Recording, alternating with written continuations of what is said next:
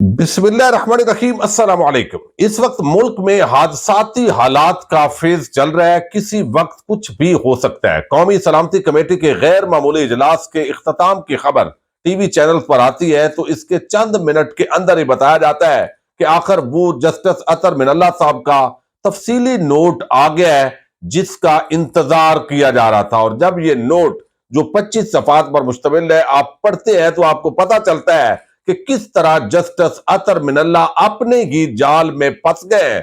जो उन्होंने दावे किए हैं उसके अंदर कई तजादात सामने आए हैं। चीफ जस्टिस बंदयाल के खिलाफ क्या ये आखिरी दबाव का हरबा भी नाकाम होगा? एतजाज एहसन ने इन इख्तलाफी नोटों को किस तरह उड़ा के रख दिया है उसकी तफसील भी आपके सामने रखनी है। और दो जजेस जस्टिस नकवी साहब और जस्टिस एजाज उल हसन, क्या उनका भी कोई अब तफसीली नोट आ सकता है? इस पर भी हम आज की वीडियो में बात करेंगे और मैं उम्मीद करूंगा कि आप समाअत करेंगे और अपने कीमती फीडबैक से जरूर आगाह करेंगे। इस वक्त मुल्क के अंदर मैंने आपको बताया हादसाती कैफियत है। गैर मामूली इजलास था कौमी सलामती कमेटी का और वो इजलास जब खबर आई कि वो खत्म हो गया और अब थोड़ी देर के बाद जो आलामिया है वो टेलीविजन चैनल की स्क्रीनों पर आएगा। लेकिन इस दौरान जस्टिस अतर मिनल्ला साहब का एक इख्तलाफी जो तफसीली नोट है वो सामने आता है और फिर इतला आती है कि जनाब दूसरा जो टन्योर है यानी दूसरा जो सेशन है वो कौमी सलामती कमेटी के इजलास का शुरू हो गया है। अब इन दोनों का कोई कनेक्शन है या नहीं है ये मामलात अपनी जगह है। लेकिन जब से चीफ जस्टिस उमर अता बंदयाल साहब ने 9 रुकनी बेंच बनाया, 184(3) के तहत सो मोटो एक्शन लिया, उसके बाद जो जजेस का कंडक्ट है, जो तरीका वारदात है, उसके जरिए ऐसे लगता है कि ये अगरचे सुप्रीम कोर्ट ऑफ पाकिस्तान के जजेस आपस के अंदर नफरत की हद तक तकसीम है, लेकिन इस पूरे मामले के अंदर कहीं ना कहीं हुकूमत और पीडीएम की जो सहूलतकारी है वो बड़े तरीका कार के तहत हो रही है। फिर जो हमारे सहाफी गिरोह है वो उसका अपना जो तबला है वो बजाते हैं, घुंघरू तोड़ते हैं, डांस करते हैं और एक खास किस्म का चाय की प्याली के अंदर तूफान लाने की कोशिश की जाती है। मैं थोड़ा सा आपके सामने डिटेल रख दूं ताकि आपको याददाश्त हो। बहुत सारे दोस्तों ने आज इस पर बात की है। कहते हैं कैसा ये अजीम इत्तफाक है, उतने इत्तफाक है कि जैसे ही इलेक्शन का केस सुप्रीम कोर्ट को लगा यानी लगता है तो पहले दिन हमारे जो जज हैं मंदो खेल साहब वो इसके अंदर इख्तलाफ करते हैं और 2 दिन जाया करते हैं। 2 दिन के बाद मजीद 2 शरीफ जज जो है कादी फायद ईसा और कादी अमीन वो 29 मार्च को आज खुद नोटिस के खिलाफ फैसला दे देते हैं। यानी जिसका केस के अंदर कोई ताल्लुक वास्ता नहीं था, मामला था 20 जो नंबर है वफाद कराम के उनके नंबर का केस था और उसके अंदर उन्होंने सो मोटो एक्शन को उड़ा दिया है। हालांकि यहां पे किसी साफी ने भी एतराज नहीं किया कि भाई आप क्या कर रहे हैं, केस कौन सा सुन रहे थे और ये आपने एक्शन कौन सा ले लिया है। फिर कहते हैं मजीद 2 दिन बाद एक और शरीफ जज या अफरीदी 31 मार्च को अपना वो भी एक तफसीली नोट देते हैं इख्तलाफी और वो भी जुदा हो जाते हैं। और अब बंदयाल साहब के बेंच के फैसले के 2 दिन बाद जो है वो अतर मिनल्ला साहब अपना एक तफसीली नोट जारी कर रहे हैं। तो कहीं ऐसा तो नहीं है, ये एक सवाल है उठ रहा है कि ये हुकूमत की सहूलतकारी हो रही है इस मामले पर, चूंकि बहुत कम लोग बात करते हैं। फिर दूसरे कुछ दोस्त जो है उनका कहना है कि ये बड़ा अजीब इत्तफाक है। जस्टिस मंदोखेल के इख्तलाफी नोट का हवाला फारूक एच नाइक देते हैं, फिर जस्टिस याहिया अफरीदी के इख्तलाफी नोट का हवाला जस्टिस मंसूर देते हैं, फिर जस्टिस याहिया अफरीदी के खिलाफ नोट का हवाला जस्टिस मंसूर देते हैं, फिर जस्टिस मंसूर इसका हवाला और तफसीली फैसला देते हैं। फिर चीफ जस्टिस का नया बेंच बनाने वाले दिन जस्टिस मंसूर का इख्तलाफी नोट आता है और आज कौमी सलामती काउंसिल के इजलास वाले दिन जस्टिस अतर मिनल्ला का तफसीली इख्तलाफी नोट आता है और अलामिया जारी करने से पहले जो है ये सारा कुछ होता है। तो कहीं कोई इन चीजों का कनेक्शन है तो जरूर इन चीजों को देखने की जरूरत है। लेकिन जहां पर 9 जजेस के दस्तखत है, अगर वहां आप देखें ऑर्डर ऑफ द बेंच जो 9 जजेस ने दस्तखत किए हैं वहां पर तो नजर आ रहा है कि जनाब चीफ जस्टिस जो उमर अता बंदयाल है वो जो मुनासिब समझे वो नया बेंच कंस्टिट्यूट करें और जो चाहते हैं वो उसके मुताबिक कार्रवाई को आगे बढ़ाएं।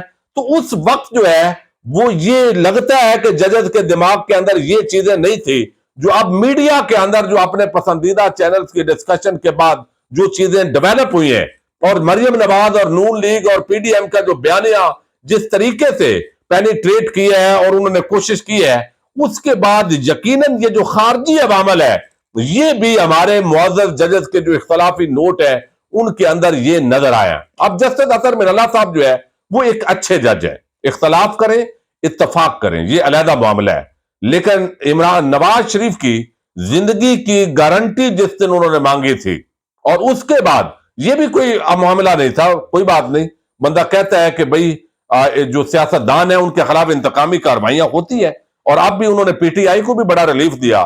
اسلام آباد ہائی کورٹ کے اندر انسانی حقوق کے معاملے کے اندر جسٹس اطہر من اللہ صاحب جیسا دوسرا جج نہیں ہے، یہ بالکل آپ مانیں۔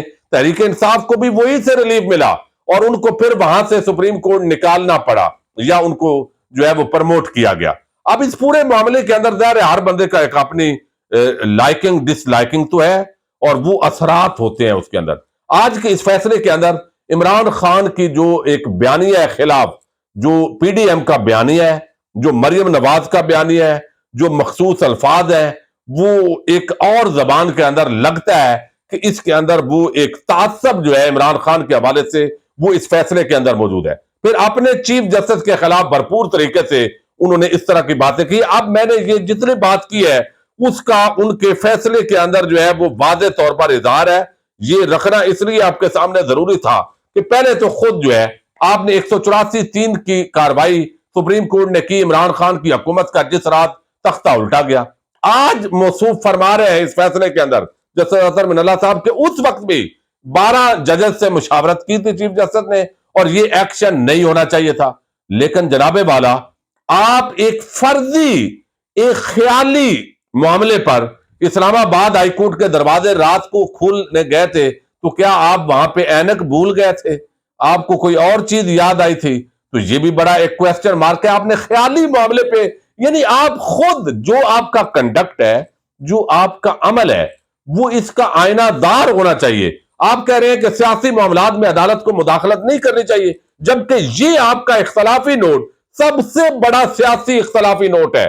اگر یہ کوئی ان چیزوں کو دیکھیں گے تو آپ نے ساری اس کے اندر جو ہے وہ ایک سیاسی نوعیت کا یہ نوٹ جو ہے وہ ہمارے معزز جسٹس اطہر من اللہ صاحب نے دیا ہے۔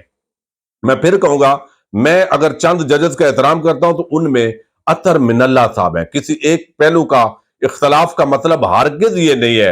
اور کیا چیف جسٹس عمر عطا بندیال کے خلاف یہ آخری، حالانکہ اختلافی نوٹ تو پہلے آ گیا تھا، ایک تو انہوں نے کہا جی 4-3 کے ساتھ میں جو ہے یہ مسترد کرتا ہوں، اس پر اعتزاز احسن جو ہے انہوں نے بڑا کیٹیگوریکل انہوں نے کہا ہے کہ یہ بات غلط ہے۔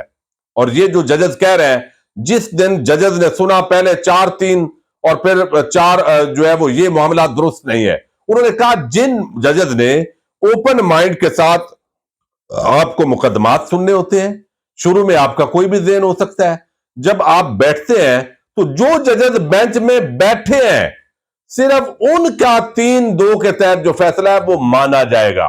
باقی جو ججز بیٹھی نہیں ہے تو ہو سکتا ہے وہ بیٹھتے تو اپنا ذہن جب آرگومنٹ سنتے تو وہ تبدیل کر لیتے، لہذا یہ جو ہے وہ کہتے ہیں اس کے اندر تو کوئی گنجائش ہی نہیں ہے کہ آپ کہیں کہ یہ 4-3 کا فیصلہ ہے۔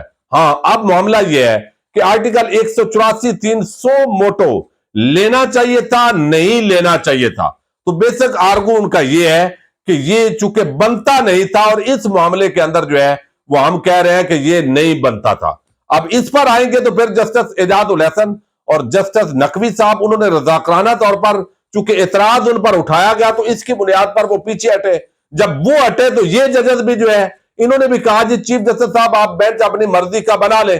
اب جسٹس اطہر من اللہ صاحب کہہ رہے ہیں کہ جناب یہ میں نے کوئی انکار تو نہیں کیا تھا، تو مجھے اس بینچ میں کیوں نہیں رکھا؟ تو یہ تو جب آپ نے سائن کر کے دے دیا تو یہ چیف جسٹس کی ثوابدید ہے کہ اس نے کس جج کو رکھنا ہے۔ یعنی وہ بھی دیکھے گا کہ اس وقت ججز ڈیوائیڈ ہے، کون انتخابات کے اندر اور آئین کے اندر رکاوٹ ڈالنے جا رہا ہے اور کون جو ہے وہ آئین کی سربلندی چاہتا ہے۔ اب یہاں پر جو ہے وہ ساری چیزیں یہ آئی ہیں تو 4 ججز، جسٹس نقوی جو جسٹس مندوخیل ہے، جسٹس منصور ہے، جسٹس اطہر من اللہ ہے، جسٹس یحییٰ آفریدی، یہ 4 ججز کا جو معاملہ ہے، اور پھر ان کے ساتھ جسٹس امین اور جسٹس قاضی فائز عیسیٰ، یہ 6 جو ہمارے ججز ہیں یہ بڑے زبردست ہیں سپریم کورٹ کے اندر، बड़ा असासा है। एक और जज साहब भी हैं। अब यहां पर जस्टिस अतर मिनल्ला साहब कहते हैं कि सियासतदान मुनासिब फोरम्स की बजाय अदालत में तनाजात लाने से हारते या जीतते हैं, लेकिन अदालत हर सूरत में हार जाती है। सुप्रीम कोर्ट समेत तमाम इदारों को अपनी अना एक तरफ रखकर आईनी जिम्मेदारियों को पूरा करना चाहिए। फिर वो कहते हैं कि सुप्रीम कोर्ट जो है वो मुल्क में एक सियासी और आईनी बहरान के दहाने पर खड़ा है। वक्त आ गया कि तमाम जिम्मेदार एक कदम पीछे हटे और खुद शनासी का सहारा ले। ये अच्छा मशवरा है। फिर वो कहते हैं कि अदालत को सियासी दरखास्त गुजार का तर्ज अमल और नेक नियति भी देखनी चाहिए। कैसे जी? यानी वो कहते हैं 184(3) की कार्रवाई है, अगर असम्बलियां खुद तोड़ी हैं तो इसका मतलब है कि वो खुद जो है वो अदम इस्तेकाम चाहते हैं। अदालत को अपनी गैर जानबदारी के लिए सियासी जमातों के मफादात के मामलात पर एहतियात बरतनी चाहिए। अदालत को सियासी दरखास्त गुजार का तर्ज अमल और नेक नियति भी देखनी चाहिए। दरखास्त गुजारों का रवैया इस बात का मुतकादी नहीं कि 184(3) का अख्तियार समात इस्तेमाल किया जाए। यानी वो कहते हैं असम्बली चूंकि उन्होंने खुद तोड़ी है तो इसका मतलब है कि वो खुद ये सारा कर रहे हैं। तो भाई जो इख्तियार आईने पाकिस्तान ने उस पर कोई कदगन नहीं लगाई, कोई शर्त नहीं लगाई, वो वजीर आला या वजीर आजम को दे दिया है, तो उसमें जस्टिस अतर मिनल्ला साहब क्यों मुदाखलत करना चाहते हैं? अब ये सवाल है। एक वजीर आला ने वो असेंबली कर दी तो ये उसका इख्तियार है ना। अब ये भी देखना चाहिए इनको। पंजाब केपी के इलेक्शन आज खुद नोटिस 4-3 से मुस्तरद हुआ, ये उनका दावा है अतर मिनल्ला साहब का। फिर वो कहते हैं फुल कोर्ट की तश्कील से अवामी एतमाद कायम रहता। ये बात दुरुस्त है। पीटीआई का भी मौकफ है कि हमें 4-3 और इससे कोई गरज नहीं है। हालांकि अतर मिनल्ला साहब ने भी आइन के मुताबिक ये नहीं कहा कि 90 दिन में इलेक्शन नहीं होने चाहिए या इलेक्शन बढ़ सकता है, लेकिन जाहिर है जब तखीरी अरबे इस्तेमाल होंगे तो इलेक्शन की डेट तो बढ़ानी पड़ेगी। लेकिन इसको उन्होंने नहीं कहा, जस्टिफाई नहीं किया कि 90 दिन के बाद भी इलेक्शन हो सकते हैं। वो कहते हैं लाहौर हाईकोर्ट और पेशावर हाईकोर्ट के अंदर जब केस जेरे समात थे तो जल्दी के अंदर 2 जजेस जस्टिस मज़हर नकवी साहब जो 12वें नंबर के जज है, मेरा ख्याल है 12वें नंबर वाला जज के खिलाफ कोई खास जो है वो तासब पाया जाता है सुप्रीम कोर्ट के जजेस के अंदर भी, और मरियम नवाज और सब एक पेज पर है। इस बात की समझ खैर मुझे नहीं आई। हालांकि तीसरे नंबर वाले जो जज है जस्टिस एजाज उल हसन वो भी उसी बेंच में मौजूद थे, लेकिन उनका यहां पर जो है वो उस तरीके से जिक्र नहीं हुआ, तो खास पैराए के अंदर हुआ है। फिर उन्होंने नोट के अंदर किया कि सियासी जमात ने अपोजिशन का आईनी किरदार अदा करना था, लेकिन ये मसला पैदा वहां से हुआ जहां पर उन्होंने रिजाइन किया। तो रिजाइन देने का उनका इख्तियार है भाई, ये तो आप कदगन नहीं लगा सकते। जब उनको इस तरीके से हटाया जाएगा और उनके फिर मुकदमात हुए, जो इंतकामी कार्रवाइयां हुई, उन्होंने फिर सूबे की जो रिट है वो खत्म हो गई। जो मुकदमा वो कायम करना चाहते थे मुकदमा नहीं कायम हो रहा। जबरदस्ती वो तमाम अफसरान जो 25 मई के साने में मुलव्वस थे तशद्दुद पे, उनको वो हटाना चाहते थे, वो हटाए नहीं गए। तो ये सारी एक ब्लैकमेलिंग के तहत उन्होंने सूबाई असेंबली चाटनी थी, या तो फुल अख्तियारात के तहत मामलात चलाती। ये अलहदा बहस है। ये पीटीआई को फैसला करना है कि उनको फायदा हुआ है नुकसान हुआ है। मुझे एक सहाफी के तौर पर इसका एनालिसिस करना चाहिए कि उनको असेंबलियों से रिजाइन देना चाहिए था, नहीं देना चाहिए था। मैं जाती तौर पर समझता हूं नहीं देना चाहिए, लेकिन ये जज साहब जो है ये जब इख्तियार एक ने अपना इस्तेमाल किया तो मेरा ख्याल है उनका नहीं बनता। मैं फिर भी कह रहा हूं जस्टिस अतर मिनल्ला साहब इंतहाई जीरक आदमी है और बड़े जबरदस्त जज है, लेकिन मैं एहतराम के साथ जो समझता हूं इसके अंदर, हालांकि कुछ चीजें उन्होंने बड़ी जबरदस्त की हैं इसके अंदर। फिर वो कहते हैं कि जस्टिस अतर मिनल्ला के कासम सूरी रूलिंग केस का हवाला उन्होंने दिया है, और फिर आर्टिकल 63A की तशरीह वो कहते हैं ये भी मामला ठीक नहीं हुआ। यानी इसके अंदर भी लगता है मरियम और अतर मिनल्ला साहब एक पेज पर है। हालांकि इसने लोटों का दरवाजा बंद किया है, और लोटों का दरवाजा बंद हो तो इससे तो परेशानी की बजाय खुशी होनी चाहिए जमातों को, लेकिन ये भी लोटों का जो है वो काफी तहरीक इंसाफ की दरख्वास्त पर कार्रवाई शुरू करना कबल अज वक्त था। ये बात ठीक है।